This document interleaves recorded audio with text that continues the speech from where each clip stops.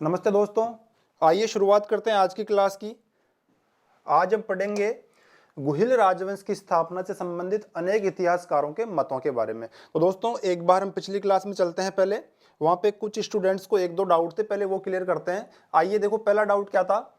मेवाड़ अथवा उदयपुर का ये गुहिल राजवंश, मैंने कहा था आपको, विश्व का सबसे प्राचीन जीवित राजवंश है। कुछ स्टूडेंट इस स्टेटमेंट का अर्थ नहीं समझ पाए, तो देखिए इसको कुछ इस प्रकार से आप समझिए कि वर्तमान में संपूर्ण विश्व में जितने भी राजवंश हैं, उन सभी राजवंशों में सबसे प्राचीन राजवंश अगर कोई है तो वो है मेवाड़ अथवा उदयपुर का गुहिल राजवंश। इससे प्राचीन राजवंश कोई भी नहीं है। इस गुहिल राजवंश की उम्र जो है 1381 वर्ष थी 1947 में। अब 1947 से आप लगा लीजिए कि वर्तमान में इसकी उम्र कितनी हो गई होगी। चलिए ठीक है, आप इसको ऐसे पढ़ेंगे।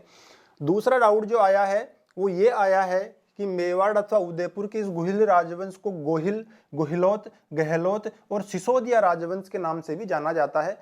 कुछ स्टूडेंट्स ने मुझसे कहा कि सर इसको सिसोदिया राजवंश के नाम से नहीं जाना जाता।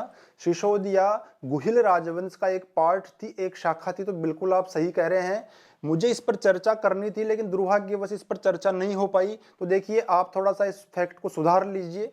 आपके सामने अगर क्वेश्चन आता है कि मेवाड़ अथवा उदयपुर के गुहिल राजवंश को किस किस नाम से जाना जाता है, तो आप लिखेंगे इसको गोहिल, गुहिलोत और गहलोत के नाम से जाना जाता है, सिसोदिया के नाम से नहीं जाना जाता। 3 या 4 क्लास के बाद में मैं आपको सिसोदिया जो कॉन्सेप्ट है ये भी आपको बताऊंगा, तब तक आप वेट कर लीजिए। इस फैक्ट को आप सुधार लीजिएगा। चलिए तो चलते हैं आज की क्लास में। देखो आज क्या पढ़ना है, हमें गुहिल राजवंश की स्थापना से संबंधित अनेक मतों के बारे में पढ़ेंगे। क्या पढ़ेंगे मतों के बारे में?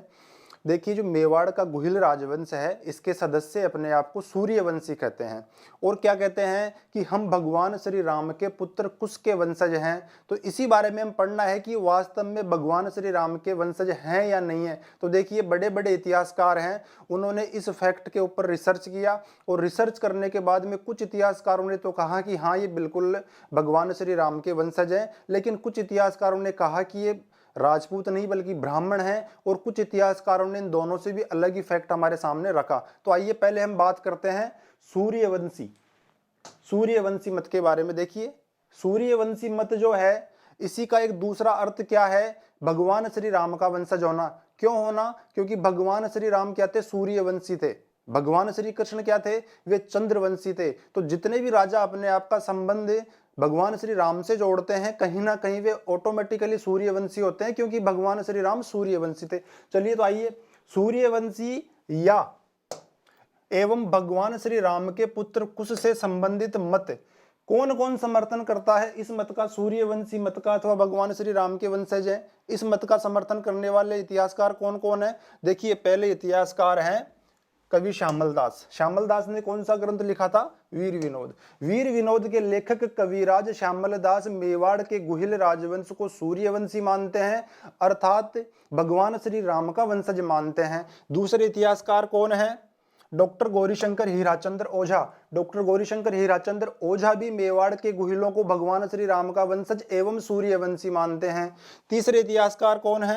Colonel James Tod. Colonel James Tod भी कहीं ना कहीं मेवाड़ के गुहिल राजवंश को भगवान श्री राम का वंशज मानते हैं और सूर्यवंशी मानते हैं। कर्नल जेम्स टोड के बारे में भी आपको मैं थोड़ी सी 2 मिनट बाद में कुछ बात बताऊंगा, उसको आप ध्यान रख लेना। देखो क्या कहते हैं ये इतिहासकार, यहाँ पे लिखते हैं अपन, ये इतिहासकार गुहिलों को भगवान राम के पुत्र कुश का वंशज मानते हैं और गुजरात में एक जगह है वल्लभी, वल्लभी से आया हुआ। इनको बताते हैं कि अयोध्या से सीधे नहीं आए, पहले गुजरात गए थे, गुजरात में इन्होंने अपना शासन किया वल्लभी नाम की जगह पर, और वल्लभी से किसी कारणवश ये 566 ईस्वी के आसपास मेवाड़ पर आए थे। तो इन इतिहासकारों के अनुसार गुहिल गुजरात के वल्लभी से मेवाड़ आए थे। किन किन इतिहासकारों के अनुसार? श्यामल दास, गौरीशंकर हीराचंद्र ओझा और colonel James Tod. Colonel James Tod के बारे में आप इतना ध्यान रखना कि कर्नल जेम्स टोड विदेशी व्यक्ति थे, इनको सूर्यवंशी और चंद्रवंशी मत का ज्यादा ज्ञान नहीं था, लेकिन ये कहते हैं कि इन इतिहासकारों के अनुसार गुहिल गुजरात के वल्लभी से मेवाड़ आए थे। तो कर्नल जेम्स टोड ये कहते हैं कि ये आए तो गुजरात के वल्लभी से ही थे। तो कर्नल जेम्स टोड के आगे हम क्या लिखेंगे? वल्लभी मत के समर्थक। तो इनडायरेक्टली क्या हुआ कि कर्नल जेम्स टोड भी इन्हीं इतिहासकारों के मतों का समर्थन कर रहे हैं, अर्थात वल्लभी मत का या भगवान श्री राम वाले मत का या सूर्यवंशी मत का। समर्थन कर रहे हैं। अब आइए दूसरे इतिहासकारों की ओर। कुछ इतिहासकार ऐसे हैं जो मेवाड़ के इन गुहिलों को राजपूत ही नहीं मानते। भगवान श्री राम से संबंध तो बहुत दूर की बात है, वे कहते हैं कि ये तो राजपूत ही नहीं है तो क्या है। तो दोस्तों वे इनको मानते हैं ब्राह्मण वंशी, ब्राह्मण मानते हैं मेवाड़ के गुहिलों को।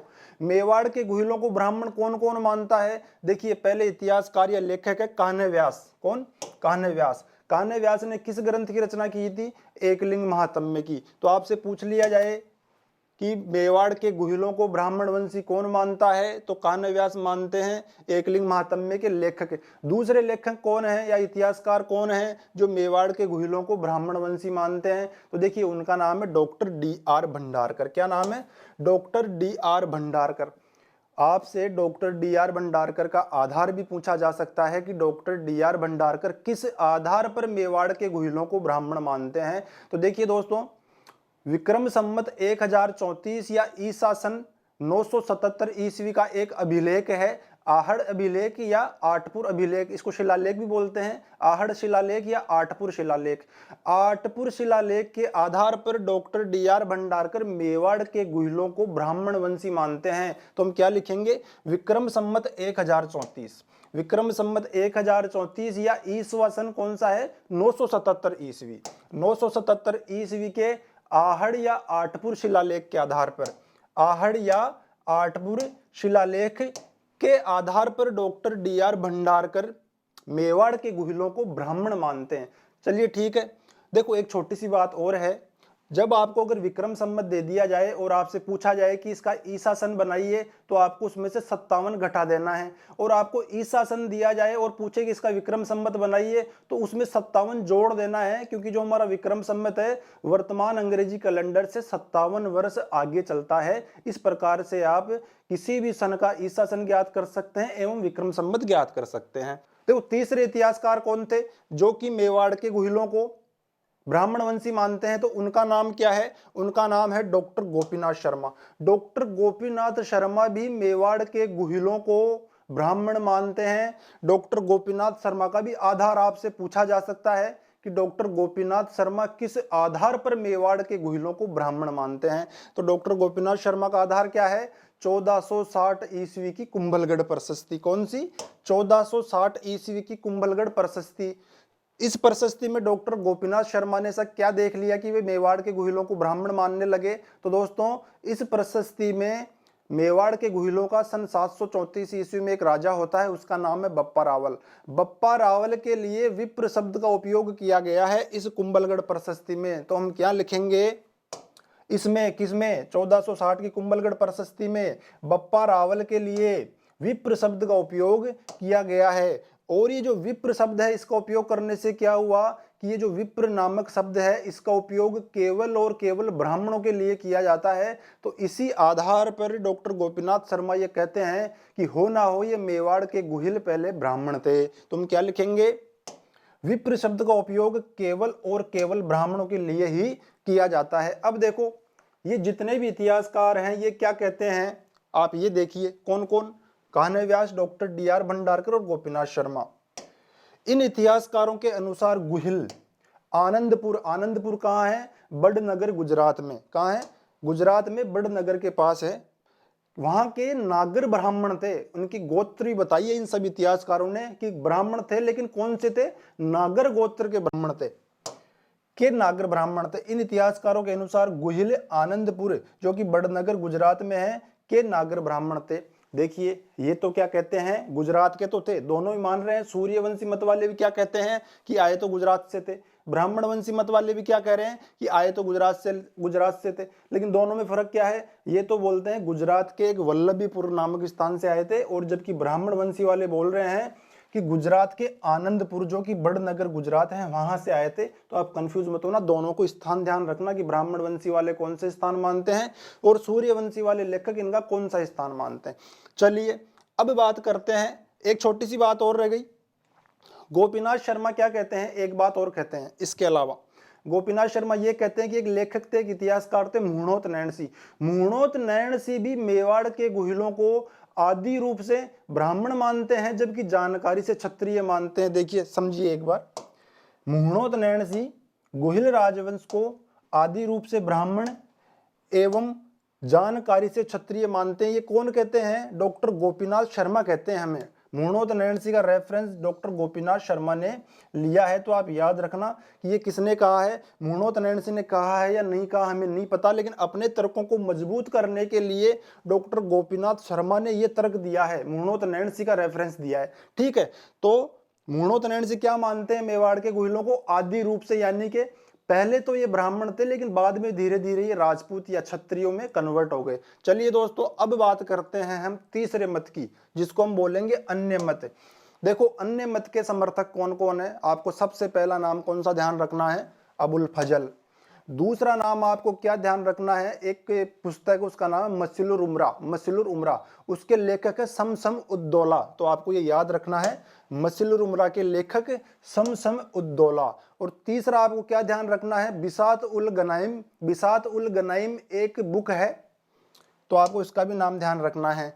ये तीनों लोग क्या कहते हैं? देखो, ये बिसातुल गनाइम के लेखक का नाम जब मैंने गूगल किया तो एक बड़ा ही मिलावटी नाम सामने आया। आप गूगल करके देखिए, मुझे भरोसा नहीं हो रहा कि वो नाम इस पुस्तक के लेखक का हो सकता है, तो इसलिए मैंने इसका नाम नहीं डाला और बुक्स में इसका नाम दिया हुआ नहीं है। केवल और केवल बिसात उल गनाइम के लेखक ही दिया हुआ है, लेखक का नाम नहीं दिया हुआ, तो इसलिए मुझे इसका नाम मिला नहीं। ये तीनों लोग क्या कहते हैं? अबुल फजल, मसलुर उमरा के लेखक समसम उद्दौला और बिसात उल गनाइम के लेखक जो भी हैं, ये क्या कहते हैं कि मेवाड़ के गुहिल ना तो राजपूत थे, ना ही ये ब्राह्मण थे। भगवान श्री राम से तो उनका कोई संबंध था ही नहीं। ये कौन थे? कि ये तो ईरान के एक बादशाह है नौशेखा आदिल, और नौशेखा आदिल के पुत्र एक बार भारत में आए थे और वो यहीं पर रह गए, इसीलिए ये तो ईरान के बादशाह नौशेखा आदिल के वंशज है। किसके वंशज बताया है इन तीनों ने? इन इतिहासकारों के अनुसार गुहिल ईरान के बादशाह नौशेखा आदिल के वंशज हैं। कौन कौन कहता है नौशेखा आदिल का वंशज? सबसे पहला नाम आपको ध्यान रखना है, मोस्ट इंपोर्टेंट, अब्दुल फजल। अब्दुल नहीं, अबुल फजल। अबुल फजल ये मानते हैं। दूसरा, मसलुर उमरा के लेखक समसम उद्दौला भी ये मानते हैं। और बिसात उल गनाइम नामक एक बुक है, उस बुक के लेखक जो हैं वे भी ये मानते हैं कि ये मेवाड़ के गुहिल ईरान के बादशाह नौशेखा आदिल के वंशज हैं। तो दोस्तों, इस प्रकार के ये मत हैं। आप इनको एक बार स्क्रीनशॉट ले लीजिए और इनको पढ़िए अच्छे से। एग्जाम में जो क्वेश्चन आएगा, इन लेखकों का नाम आपको दे दिया जाएगा और पूछ लिया जाएगा कि कौन सा लेखक किस मत का समर्थक है। अब देखिए, छोटी सी बात एक और रह गई है। इतने सारे मत तो हम पढ़ नहीं पाएंगे, इन सब में से एक मत को हम पढ़ेंगे। सबसे मान्य मत कौन सा है इनमें, तो उसके बारे में हम बात करेंगे। तो जो सूर्यवंशी मत है, अर्थात भगवान श्री राम वाला जो मत है, वही सर्वमान्य है। तो ये देखिए इधर, सूर्यवंशी मत सर्वाधिक मान्य मत है। कौन सा मत सर्वाधिक मान्य है? सूर्यवंशी वाला। सूर्यवंशी वाले मत का क्या अर्थ होगा? कि ये भगवान श्री राम के पुत्र कुश के वंशज है। दूसरा, कि ये गुजरात के वल्लभी से चल करके मेवाड़ आए थे। इस मत का अर्थ, ये तीन अर्थ निकालेंगे हम, ठीक है? तो एक बार आप स्क्रीनशॉट लीजिए, फिर हम आगे चलेंगे। चलिए दोस्तों, जब सर्वमान्य मत सूर्यवंशी मत है, तो हम इसी मत को आगे चल करके पढ़ेंगे, इसी मत को हम आधार बनाएंगे हमारे आगे के अध्ययन का। तो आइए, सूर्यवंशी मत क्या था हम देखते हैं। किससे संबंधित था सूर्यवंशी मत? भगवान श्री राम से। तो आइए हम भगवान श्री राम से पढ़ना शुरू करते हैं। देखो, यह है हमारे भगवान श्री राम। भगवान श्री राम की राजधानी क्या थी? अयोध्या। अयोध्या राजधानी थी भगवान श्री राम की। भगवान श्री राम के दो पुत्र थे, एक का नाम था लव और एक का नाम था कुश। एक का नाम था लव और एक का नाम था कुश। मेवाड़ का ये गुहिल राजवंश ये कहता है कि हमारा जो पूर्वज है वो कुश है, लव से हमें मतलब नहीं है, हमारी उत्पत्ति कुश से हुई है, भगवान श्री राम के पुत्र कुश से हुई है। चलो ठीक है, तो यही मान लो भाई, इनकी उत्पत्ति कुश से हुई थी। अब देखो क्या हुआ, कुश के 108वें वंशज है। कौन से वंशज? 108वें वंशज। उनका नाम है विजय भूप। विजय भूप तक भगवान श्री राम और उनके वंशजों की राजधानी क्या रही? अयोध्या। सर्वप्रथम इस विजय भूप ने अयोध्या को छोड़ा और अयोध्या को छोड़ करके चले गए ये गुजरात के वल्लभीपुर, और वहां पे जाकर के गुजरात में वल्लभी को अपनी नई राजधानी बनाया। तो हम क्या लिखेंगे? विजय भूप की पुरानी राजधानी कौन सी थी? पुरानी राजधानी थी अयोध्या, और विजय भूप ने नई राजधानी किसको बनाया? वल्लभी को। वल्लभी गुजरात में। अब देखिए, आप एक बार ये देखिए कैसे गए ये, हम समझते हैं एक बार मैप के थ्रू। देखिए, यह है, यहां से है अयोध्या। अगर यूपी के मैप में हम देखेंगे, उत्तर प्रदेश के मैप में हम देखेंगे तो उत्तर प्रदेश के पश्चिम में आती है अयोध्या। यहां से ये कहाँ है, गुजरात। देखो यहां से ये चले और यहां से चल करके ये वल्लभी में यहां से आए। वल्लभी में आकर के विजय भूप ने अपनी नई राजधानी बना लिया वल्लभी को। वापस चलिए,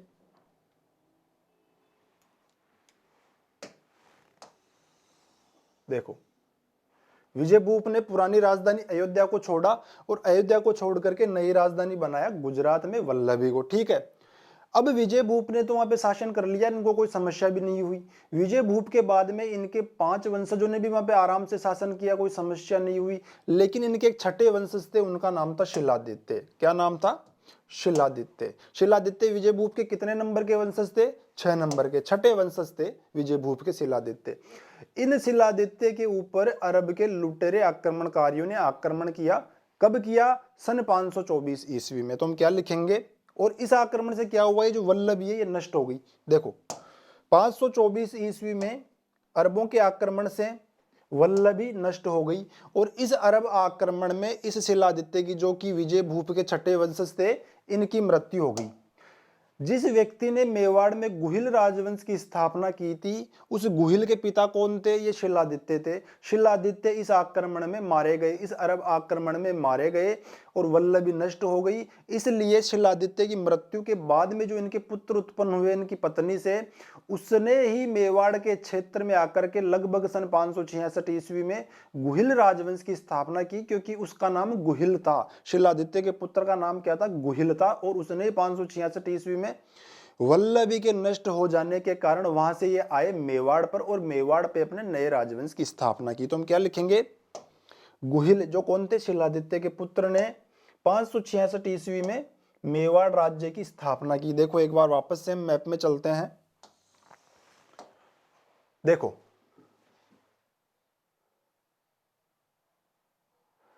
सबसे पहले विजय भूप था। विजय भूप उत्तर प्रदेश में अयोध्या को छोड़ करके गुजरात आया। गुजरात में कहां पर आया, वल्लभीपुर में। और जब अरबों के आक्रमण से वल्लभी नष्ट हो गई, तो ये देखो ये हमारे राजस्थान में, ये गुजरात बॉर्डर पे ही बिल्कुल मेवाड़ पड़ता है, यहाँ से यहीं पर मेवाड़ है। तो ये यहाँ से चल करके मेवाड़ पहुंच गए। देखो यहाँ से अगर चलते हैं, ये उदयपुर बिल्कुल गुजरात बॉर्डर पे है। उदयपुर बिल्कुल गुजरात बॉर्डर पे टच हो रहा है, बिल्कुल लग रहा है उसके। तो ये बिल्कुल अपने नियर बाई जगह पर जाकर के इन्होंने अपने नए राजवंश की स्थापना कर दी। वो राजवंश जाना गया गुहिल राजवंश के नाम से। तो चलिए दोस्तों,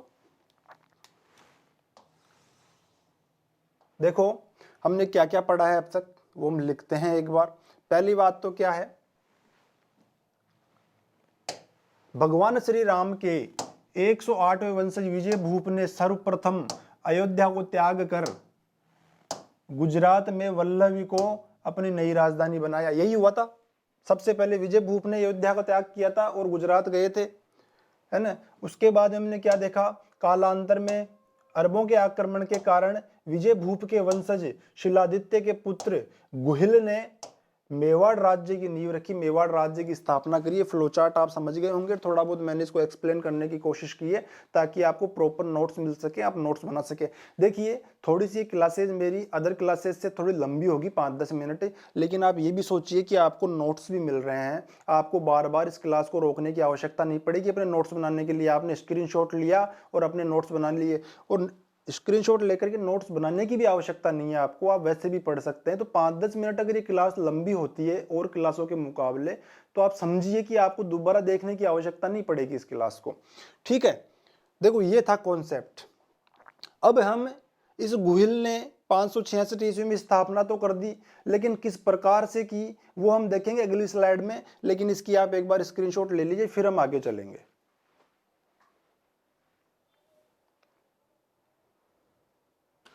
चलिए दोस्तों, देखो इस स्लाइड में हमने गुहिल, मेवाड़ के गुहिल राजवंश का संबंध भगवान श्री राम से स्थापित करने का प्रयास किया है कि इनका संबंध भगवान श्री राम से किस प्रकार से था।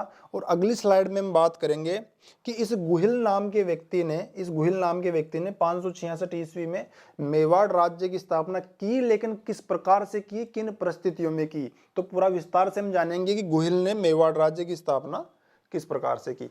तो आइए, मेवाड़ के गुहिल राजवंश की स्थापना सबसे पहली बात कब हुई थी, 566 ईस्वी में।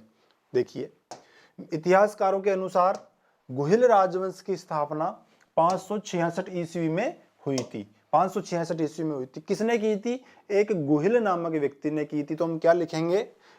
गुहिल राजवंश की स्थापना गुहिल नामक व्यक्ति ने की थी। इस गुहिल नामक व्यक्ति का परिचय क्या है? इसके माता पिता कौन है? तो देखो आइए, गुहिल के पिता कौन थे? शिलादित्य थे। हमने देखा है इसमें, देखो शिलादित्य कौन थे? गुहिल के पिता थे। और कहां के राजा थे? वल्लभी गुजरात के, क्योंकि विजय भूप के वंशज थे। तो कहां के राजा हुए? वल्लभी गुजरात के। तो देखो, गुहिल के पिता कौन थे? शिलादित्य। एवं माता का नाम क्या था? माता के बारे में मैंने बात नहीं करी है गुहिल की, कि गुहिल की माता कौन थी। गुहिल की माता का नाम था पुष्पावती। एवं माता का नाम पुष्पावती था। गुहिल के पिता शिलादित्य एवं माता का नाम पुष्पावती था। देखो, शिलादित्य कहाँ के राजा थे? वल्लभी के। वल्लभी गुजरात के राजा थे। जबकि पुष्पावती कौन थी? हमारे सिरोही है ना, माउंट आबू। माउंट आबू में पहले परमार राजवंश का शासन था और ये पुष्पावती परमार राजकुमारी थी। कहाँ की राजकुमारी थी? आबू की परमार राजकुमारी थी।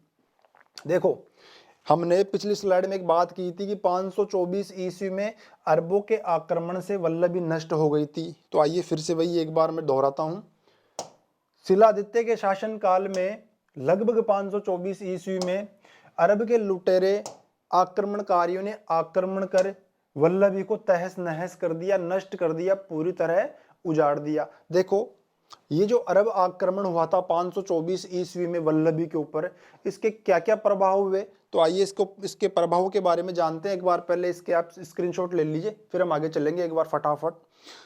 ठीक है, चलिए देखते हैं इसके क्या क्या प्रभाव हुए 524 ईस्वी में वल्लभी पर हुए अरबों के आक्रमण का प्रभाव। पहला प्रभाव तो क्या हुआ था? इस आक्रमण में शिलादित्य मारे गए। क्या हुआ था? इस आक्रमण में शिलादित्य मारे गए। शिलादित्य कौन थे? गुहिल के पिता। शिलादित्य मारे गए। इस अरब आक्रमण में शिलादित्य वीर गति को प्राप्त हो गए। क्या हुआ? इस आक्रमण में शिलादित्य वीर गति को प्राप्त हो गए। लेकिन परंतु शिलादित्य की जो पत्नी थी, क्या नाम था? पुष्पावती। ये पुष्पावती गर्भवती थी इस आक्रमण के समय। इस आक्रमण के समय पुष्पावती गर्भवती थी। इस आक्रमण के समय पुष्पावती गर्भवती थी, इसलिए ये वल्लभी में नहीं थी। इस आक्रमण के समय पुष्पावती वल्लभी में नहीं थी। तो कहां पर थी? ये अपने पीहर गई हुई थी। पीहर कौन सा था इनका? पीहर क्या होता है? पिता का घर। पीहर क्या था इनका? आबू की परमार राजकुमारी थी। तो आबू गई हुई थी अपने पीहर, अपने पिताजी के पास। इसलिए अपने पीहर आबू में क्यों गई हुई थी? अंबा भवानी के दर्शनों के लिए। क्यों गई हुई थी? माँ अंबा भवानी। माँ अंबा भवानी को एक दूसरे नाम से भी जाना जाता है। उसको क्या कहा जाता है? अबुरदेश्वरी देवी। माँ अंबा भवानी अथवा अबुरदेश्वरी माता के दर्शनों हेतु आबू आई हुई थी अपने पीहर में। इस कारण इस अरब आक्रमण से शिलादित्य तो मारे गए, लेकिन पुष्पावती की जान बच गई। क्या हुआ? पुष्पावती की जान बच गई। लेकिन परंतु जब पुष्पावती को इस आक्रमण की जानकारी मिली और यह पता चला कि मेरे पति अर्थात शिलादित्य आक्रमण में मारे जा चुके हैं, तो ये काफी डिप्रेशन में आ गई और इन्होंने अनुमरण करने का निश्चय किया, अर्थात सती होने का निश्चय किया। अनुमरण क्या होता है? जब पति की मृत्यु पुराने जमाने में विदेश में हो जाए या किसी दूसरी जगह पे हो जाए और पत्नी वहां पर पहुंच नहीं पाए, तो वो वहीं पर चिता लगा करके जहां पर वो है, सती होने की जो एक कॉन्सेप्ट था, उसको अनुमरण होना कहते हैं। तो इसने क्या कहा कि मैं तो सती होंगी, अनुमरण करूंगी मेरे पति की याद में। तो क्या हुआ? जैसे ही जब पुष्पावती को शिलादित्य के मारे जाने का पता चला, तो पुष्पावती ने शिलादित्य की याद में अनुमरण अथवा सती होने का निश्चय किया। लेकिन देखो हमने क्या बात की है, इस आक्रमण के समय पुष्पावती क्या थी? गर्भवती थी। इसलिए गर्भवती होने के कारण सती नहीं हुई। क्या हुआ? परंतु गर्भवती होने के कारण सती नहीं हुई। चलो ठीक है, सती नहीं हुई। एक बार आप इसका स्क्रीनशॉट लो फटाफट।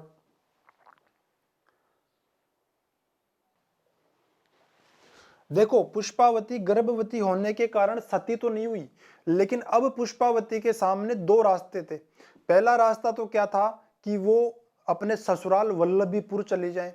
दूसरा रास्ता उनके सामने क्या था कि वो अपने पिता के साथ आबू में ही रहें। तो देखो पहला रास्ता तो क्यों नहीं अपना सकती थी पुष्पावती, क्योंकि हमने क्या देखा है कि वल्लभी को अरब अरब आक्रमणकारियों ने लूट करके तहस नहस करके वहां पे आगजनी करके इनकी प्रजा को वहां से भगा दिया था। वल्लभी एक प्रकार से पूर्णतः नष्ट हो चुकी थी, इसलिए ये वल्लभी तो जा ही नहीं सकती थी। क्या देखा है हमने, चूंकि वल्लभी को अरबों ने लूट कर तहस नहस कर दिया था, इसलिए इनका वल्लभी जाने का तो कोई औचित्य नहीं है। दूसरा ऑप्शन क्या था इनके पास में, अपने पिता के पास आबू में रहना। लेकिन इन्होंने अपने पिता को साफ मना कर दिया कि पिताजी मैं आपके साथ आबू में तो नहीं रहूंगी, आपके ऊपर बोझ नहीं बनूंगी। बड़ी स्वाभिमानी महिला थी ये। तो इन्होंने, पुष्पावती ने अपने पिता के पास आबू में रहना स्वीकार नहीं किया। अब ना तो ये ससुराल जा रही है ना पीहर जा रही है, तो जाएंगी कहाँ। तो इन्होंने अपने पापा से कहा, अपने पिताजी से कहा कि हे पिताजी आप मुझे आशीर्वाद दीजिए, और मुझे जाना तो वल्लभी है, तो मैं देखती हूँ वल्लभी पहुंच पाऊंगी या नहीं पहुंच पाऊंगी, बाकी मैं आपके साथ तो नहीं रहने वाली। तो पुष्पावती ने अपने पिताजी का आशीर्वाद लेकर के वल्लभी की ओर कूच कर दिया। और जब ये वल्लभी की ओर जा रही थी, कहां से, आबू से, तो आबू और वल्लभी के बीच में एक जगह आई, एक गांव आया, उसका नाम है वीरनगर। वीरनगर में इनको एक ब्राह्मणी मिली, विधवा ब्राह्मणी मिली, उसका नाम था कमलावती। कमलावती नागर गोत्र की ब्राह्मणी थी, ये भी ध्यान रखना। कमलावती भी विधवा थी, पुष्पावती भी विधवा थी, तो दोनों की समस्या एक थी। दोनों ने एक दूसरे से बात करी कि अपन दोनों क्यों नहीं साथ साथ रहें और दोनों एक दूसरे का सुख दुख बांट ले। तो पुष्पावती कमलावती की बात मान करके वीरनगर में रहने लगी। वीरनगर में रहने के लिए कमलावती के पास भी कोई मकान नहीं था, तो कहाँ रहते थे, वहां पर एक गुफा बनी हुई थी, उस गुफा में रहते थे। तो हम क्या लिखेंगे, वल्लभी एवं आबू के बीच जब ये जा रही थी, पुष्पावती जब जा रही थी वल्लभी, तो वल्लभी एवं आबू के बीच वीरनगर में कमलावती नामक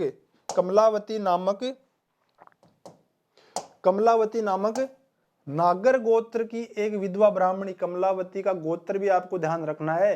कौन सी ब्राह्मण थी कमलावती, नागर गोत्र की। नागर गोत्र की एक विधवा ब्राह्मणी के पास एक गुफा में रहने लगी। देखो दोस्तों, आपको इस गुफा का नाम भी पूछा जा सकता है, तो कर्नल जेम्स टोड की बुक में इस गुफा का नाम भी मिलता है। कर्नल जेम्स टोड इस गुफा का नाम क्या बताते हैं, मलिया। तो आपसे अगर पूछ लिया जाए तो किस गुफा में रहते थे, कि मलिया नामक गुफा में रहने लगी। गुफा का नाम मलिया, मलिया नाम की गुफा में ये रहने लगी। गांव कौन सा है, वीरनगर। किसके साथ रहने लगी, कमलावती नामक विधवा ब्राह्मणी के साथ, ठीक है। कालांतर में इसी गुफा में, कौन सी गुफा में, इस मलिया नाम की गुफा में ही पुष्पावती ने एक पुत्र को जन्म दिया। देखो, उसी गुफा में पुष्पावती ने एक पुत्र को जन्म दिया। देखो, क्योंकि गुफा में जन्म दिया था शिशु को, इस पुत्र को, इसीलिए गुफा में जन्म होने के कारण इस बच्चे का नाम, इस नवजात शिशु का नाम गुहिल रख दिया गया। क्या हुआ, गुफा में जन्म होने के कारण नवजात शिशु का नाम गुहिल रखा गया। अब गुफा में जन्म का क्या कनेक्शन है, किसका नाम गुहिल रख दिया गया। देखो, हमारे राजस्थान में नामकरण करने की एक बड़ी अच्छी परंपरा है। हमारे यहाँ पे क्या होता है, अगर कोई बच्चा थोड़ा काला पैदा हो गया ना, तो उसका नाम क्या रख देते हैं, कालूराम रख देते हैं।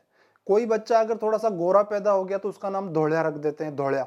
धोड़िया नाम आपने सुना होगा बहुत से बच्चों का, धोड़िया। क्यों, क्योंकि वो पैदा होते समय थोड़े से गोरे थे। अगर कोई बच्चा मंगलवार के दिन पैदा हो रहा है तो उसका नाम रख देते हैं मंगलराम। कोई बच्चा अगर बुधवार के दिन पैदा हो रहा है तो उसका नाम रख देते हैं बुद्धि प्रकाश। कोई स्त्री, कोई लड़की, कोई बच्ची अगर तृतीया तिथि के दिन पैदा हो रही है तो उसका नाम रख देते हैं तीजाबाई। कोई व्यक्ति अगर चतुर्थी तिथि के दिन पैदा हो रहा है तो उसका नाम रख देते हैं चौथमल। कोई व्यक्ति अगर पंचमी तिथि के दिन पैदा हो रहा है तो उसका नाम रख देते हैं पांचूराम। कोई व्यक्ति अगर नवमी तिथि के दिन पैदा हो रहा है तो उसका नाम रख देते हैं नवरत्न। कोई व्यक्ति अगर एकादशी तिथि के दिन पैदा हो रहा है तो उसका नाम रख देते हैं ग्यारसी लाल। तो ये क्या है, हमारे नामकरण करने की एक परंपरा है कि ये गुफा में पैदा हुआ था, इसीलिए इसका नाम क्या रख दिया गया, गुहिल रख दिया गया। तो आप क्या देखेंगे, गुफा में जन्म होने के कारण इस नवजात शिशु का नाम क्या रखा गया, गुहिल रखा गया। देखो, संस्कृत भाषा में जो गुफा होती है उसको गुह कहा जाता है। क्या कहा जाता है, गुह। और गुह में इल प्रत्यय लगा देने से क्या बन गया, गुहिल बन गया। तो हम क्या लिखेंगे, क्योंकि संस्कृत भाषा में गुफा को ही गुहिल, गुह कहा जाता है, इसीलिए इसका नाम क्या रखा, गुहिल इसका नाम रख दिया गया। तो दोस्तों, एक बार आप इसका स्क्रीनशॉट ले लीजिए, फिर हम आगे चलेंगे।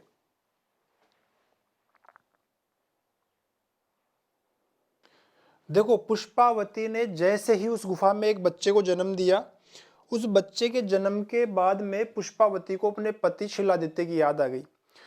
तब पुष्पावती ने विधवा ब्राह्मणी कमलावती को अपने पास बुलाया और वो बच्चा जो है कमलावती को सौंप दिया। और क्या कहती है पुष्पावती कमलावती से कि हे देवी, आज से इस बच्चे की जिम्मेदारी आपकी है, इस बच्चे का पालन पोषण आप करेंगी और मैं अपने पति शिलादित्य की याद में सती हो रही हूं। इतना कहकर के पुष्पावती अपने पति शिलादित्य की याद में सती हो गई। तो हम क्या लिखेंगे? पुष्पावती नवजात शिशु की देखभाल की जिम्मेदारी कमलावती को सौंपकर अपने पति शिलादित्य की याद में सती हो गई। देखो दोस्तों, आपसे क्या पूछा जा सकता है कि शिशु अवस्था में गुहिल की देखभाल अथवा पालन पोषण किसने किया था? तो किसने किया था? कमलावती ने किया था। कमलावती कौन थी? कमलावती वीरनगर की एक विधवा ब्राह्मणी थी। किस गोत्र की ब्राह्मणी थी? तो नागर गोत्र की ब्राह्मणी थी। आपको यह ध्यान रखना है। अब देखिए, गुहिल का जो लालन पालन है, पालन पोषण कौन कर रही है? कमलावती। धीरे धीरे गुहिल बड़ा हुआ। बड़ा होने पर गुहिल को अपने अतीत का पूरा पता लगा कि मेरे पिता तो राजा महाराजा थे, तो गुहिल ने भी राजा बनने की सोची। और इस क्रम में गुहिल ने क्या किया? भील जनजाति को संगठित किया, क्योंकि उसके पास पैसे वगैरह थे नहीं, सेना थी नहीं, तो भील जनजाति को संगठित किया और भील जनजाति को अपने साथ मिला करके इस मेवाड़ के क्षेत्र पर सन 566 ईस्वी में मेद जाति को हरा करके गुहिल राजवंश की स्थापना की। किसकी सहायता से? किसको हराया? भीलों की सहायता से मेद जाति को हराया। तो देखिए, सन 566 ईस्वी में, बड़ा होने पर 566 ईस्वी में गुहिल ने भीलों की सहायता से मेवाड़ क्षेत्र पर भीलों की सहायता से मेद जाति को हराकर गुहिल नामक नए साम्राज्य की स्थापना की। गुहिल नामक नए साम्राज्य की स्थापना करी। इस प्रकार से मेवाड़ क्षेत्र पर गुहिल नामक राजवंश की स्थापना हुई थी मेरे दोस्तों। अब देखिए, भीलों ने गुहिल की सहायता क्यों करी? एक क्वेश्चन ये भी है। तो इसका कारण क्या है कि गुहिल ने भीलों को एक वचन दिया था कि आप मेरी सहायता कीजिए, मैं आपको वचन देता हूं कि अपन अगर मेवाड़ के क्षेत्र पर राजवंश की स्थापना करने में कामयाब रहे तो मेरी रियासत में कभी भी भविष्य में अनंत काल तक गुहिलों से किसी भी प्रकार का कर यानी कि टैक्स नहीं लिया जाएगा, आपको जीएसटी फ्री रखा जाएगा। ये वचन किसने किसको दिया था? गुहिल ने भीलों को दिया था और इसीलिए भीलों ने गुहिल की सहायता की थी। तो देखिए, आइए लिखते हैं अपन, भीलों की सहायता के कारण गुहिल ने भीलों को वचन दिया था कि गुहिल राजवंश का कोई भी शासक भविष्य में भीलों से किसी भी प्रकार का कर अथवा टैक्स नहीं लेगा। इसीलिए भीलों ने गुहिल की सहायता की थी मेद जाति को हराने के लिए। ठीक है दोस्तों, तो इस प्रकार से मेवाड़ के गुहिल राजवंश की स्थापना हुई थी मेवाड़ के क्षेत्र पर सन 566 ईस्वी में। आज की क्लास में हम केवल इतना ही करेंगे, लेकिन दोस्तों अगले वाली क्लास में आने से पहले आप कुछ याद रखो ना रखो, ये जो वचन है इसको आप याद रखना, क्योंकि इस वचन की वजह से आने वाले समय में मेवाड़ के गुहिल राजवंश में बहुत बड़ी समस्या उत्पन्न होगी। तो आप इस वचन को याद करके आएंगे तो इस क्लास को आप रिलेट कर पाएंगे आने वाले क्लास में। और एक बात मैं और कहना चाहता हूं, देखो ये घटना है 566 ईस्वी की। 566 ईस्वी से लेकर के अब हम सीधा जंप करेंगे 734 ईस्वी में अगली क्लास में, क्योंकि 566 ईस्वी से लेकर के 734 ईस्वी तक का इतिहास इनका मिलता नहीं है। और जो कुछ भी इतिहास थोड़ा बहुत मिलता है वो बड़ा संदेहास्पद है, उस पर भरोसा नहीं किया जा सकता और ना ही उसके अंतर्गत कोई क्वेश्चन आपसे पूछे जाते हैं। चलिए दोस्तों, मिलते हैं जल्दी ही, तब तक के लिए आपका धन्यवाद। नमस्ते।